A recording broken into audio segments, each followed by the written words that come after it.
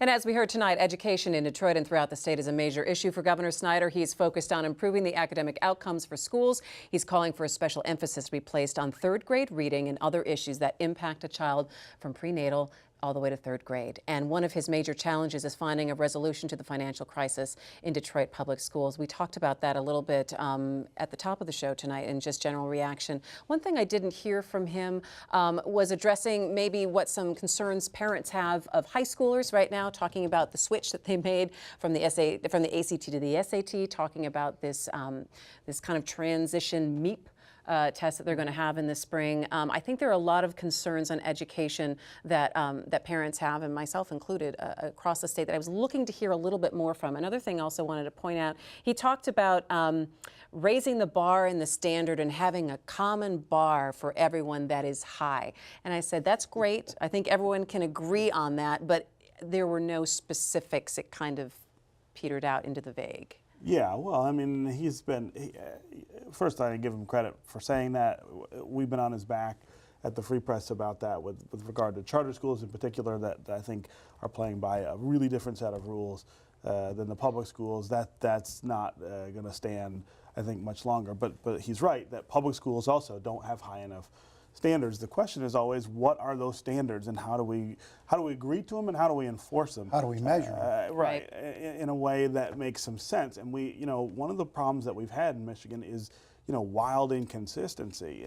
We decide that this is the way to measure schools, and we're going to go do that, and then we do it for a couple of years, and then we say, well, I don't really like that, this, and then we're going to add this in or take that out. I mean, I think, picking something, sticking with it, and letting teachers in particular work with one system for a while is the way to move people forward. I guess I sort of cringe when I hear that common standard or common bar or whatever he was talking about, because I think one of the things that with our obsession with testing and measuring and what have you, one of the things we are squeezing out of the education system is innovation. And I think some schools ought to be able to play by different rules, try different models, one of the intentions of charter was to sort of be innovation laboratories. And then as soon as they started, we started slapping them with the same constraints, the same restrictions, the same mandates that we put on public schools. Well, so the only thing different about them is their management. Okay, but that's actually not true. It is true.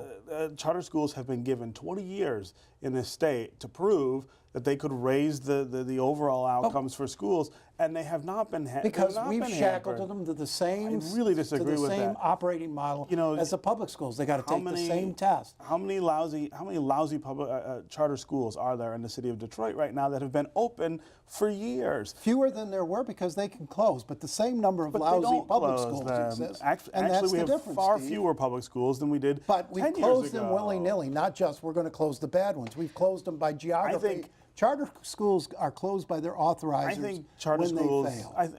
Actually, they're not. Not uniformly. Not uniformly, but many. And not by any sort of standard. It's when they decide to close, which, what is that? That's not true. Any sort of accountability. That is not true. There are specific standards for There's performance. no one who forces them to close when they are bad. I think the issue closes the public schools when they're bad. But that's not a substantive answer to the problem with the charter schools. But the question should be, what are we doing to allow these schools to be as good as they can be? And when our only concern is which layer of testing we're going to put on, and this relentless testing of kids and this rote learning, instead of saying to a charter school, okay, we're going to let you operate outside all of those rules. Yeah, but I think you can have some creativity, but you also have to have some kind of standard or see if they're doing their job correctly. But that can't be the entire focus of education reform. Yeah, I think that's where we are now. This is the sort of shell game that charter schools play, which is let us experiment, let us innovate, and don't hold us to the same standards that everybody else has. I'm not quite sure how long. We haven't let them do that because I'm not sure how long you can let a school, quote unquote, experiment on a kid. Now, well, how many decades have we been allowing the Detroit schools to? They're not and now we're hoping that there's shorting them on funding so that they can't do the same things as the other places. They're funded at about $1,400–1,500 more per constantly student than a changing. charter school. The governance of the problem in Detroit public schools for a long time was governance. It was unstable. It was inconsistent. But as soon as the state came in to take over, they didn't do anything to address the bigger problems, which are what? Funding, accountability, all of these things that are driving what low sort outcomes. are you going to have governance you're going to have when the state leaves, you think? I don't know what we're going to have. I don't know, I think we're going to have some. I think we're going to have an interesting. I would love to see what the coalition of 31, if they're having a conversation like this around a table, what they're going to be coming up with in the next couple of months. That we will not go back to what we had before, which was open elected school board managing the entire district. Well, where do we go then? Because that's the structure that's there if the emergency manager isn't. But here's the other thing is there's no point in going back to a board that just manages Detroit public schools. One of the problems in Detroit is that you have now 3 failing systems. The Detroit public schools, the charter schools, and the EAA. They're all doing poorly. A lot of successful charter schools. But as on the whole, they are not doing appreciably better than Detroit public schools, and that's the problem. That's just not statistically. True. Well, it isn't you can fight statistically. statistics all you like. They graduate more of their students, and they're just barely making more progress. Just on barely. Their, on just barely. I had hoped that the governor would have spent a little bit more time on the Detroit schools in the speech. I was looking for that a little bit more, in addition to some of the things I talked about in high school. I don't think he knows what to say quite yet. I mean, they're still in the middle of this. It's not a debate. I don't think. I think it is an effort. I think it's a formulation. I think they're trying to figure out exactly what they're going to do. He appointed Darnell early last week or the week before to it. He didn't want to appoint another emergency manager. He's the first one to say this hasn't worked. But there is no other option. The last thing he wants to do is turn it back over to that school board. Well, we'll see. I don't think Okay. anybody wants to see that. All right, let's move past education a little bit because I think I'm sweating a little bit from refereeing the two sides. I want to talk about the budget shortfall, which we heard that, well, we're going to have a budget shortfall, but we'll deal with that, and I'm sure we're going to hear more about that when the governor comes out with his budget. But people are wondering, well, why did that happen? Well, I don't know. Well, I mean, you had, there's a very simple explanation. If things seem to be improving here in the state, then what happened? We tried to buy jobs for 2 decades in this state with tax credits, giving corporate welfare, if you will, and now the bills are coming due. These companies are cashing in tax credits. Yeah. You had one company cash in 2 tax credits for about $250 million. That's a big part of the problem. But the underlying problem is they budgeted to spend every dollar of anticipated revenue this year or last year because it's election year and because everybody wanted to make everybody happy. They need to start building in a buffer so that when these tax credits are redeemed, they can It's not all at once. Well, it's partially the tax credits, the old tax credits that continue to be cashed in. It's also partially the way that the governor reformed the tax code. What he did would have worked if you had grown incomes over that period of time.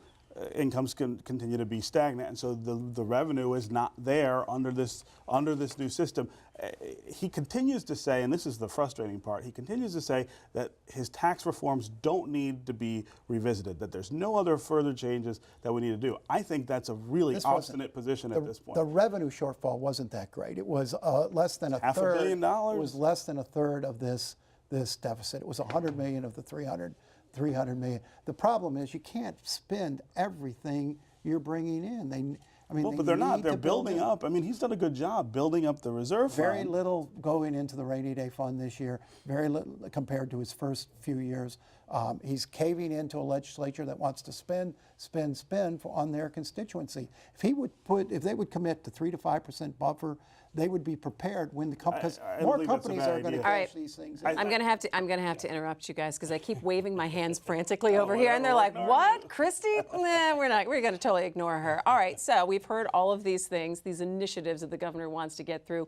What are the odds he's going to be able to do what he would like with this new legislature? They're brand new. Most of what he said tonight, you're not hearing out of the mouths of the new leadership in the legislature. I mean, they are talking about pretty different things. Now that happens from time to time. This is not the first time that's been true. this is also, though, a really motivated new legislature. It has its own agenda, and it's one that most people, I think, are going to be pretty shocked to see once it's on the table. Some really radical social ideas, things that don't have anything to do with the problems that we're facing, but sort of imagined moral crises that the far right is interested in waging war against. He's going to have to negotiate that in terms of who's in charge, right? Who sets that agenda, and what are we going to work on? And I would agree that they're probably going to be preoccupied with some things that that weren't on the governor's list tonight. I didn't see anything on his list tonight, though, that should cause him problems with the legislature. I think this agenda is very passable. And, you know, Steve's right, they're going to want some things that he's not interested in, but the leadership seems to be falling fairly closely to the governor. The leaders have endorsed the ballot proposal, for example, which you wouldn't have expected if predictions that this is going to be a very, very conservative legislature were true. So both the Senate leader and the House leader said, we'll go along with that. Yeah, I suspect that they supported the road package because they don't want to see it come back to that chamber. They don't want to make that call. Well, I mean, I think that would be a really tough bar to get over again, to come up with another package, either that you put on the ballot or that you pass outright. I mean, I think they both recognize that. All right, let's end real quick with some fun and some speculation. We did have a relentless positive action. We heard that. We definitely got a standing O for that. A lot of shout-outs. I love it. There's a lot of shout-outs. The governor loves to give a shout-out. I think he probably said it about 15 times. And did you hear him say that he was running for president in 2016? Did you hear him? He referenced gridlock in Washington and how we like to get things done in Michigan. And that's, you know, he's been very coy, and it's been, you know, but it's been very persistent. Whenever he's spoken, he's lectured Washington a little, and he's invited comparisons between the way he governs and the way the president governs, or the way things work in Michigan. I know, it was very Things interesting. work in Washington. He's done that That's intentional. Yeah. I'm not sure that means he's running or is interested in running. Come on, say it, I do Stephen. think, well, but I do think he, you know, I get the sense when he talks like that, he's expressing a personal frustration with watching what goes on in Washington. I think he wants sort some of puzzled credit for what's going on. He wants credit for what's going on he here, wants but his name mentioned. Yeah, and he's a little puzzled by why the same thing can't be achieved in Washington. We're fixing All to right. find out. Well, Not his fault. speaking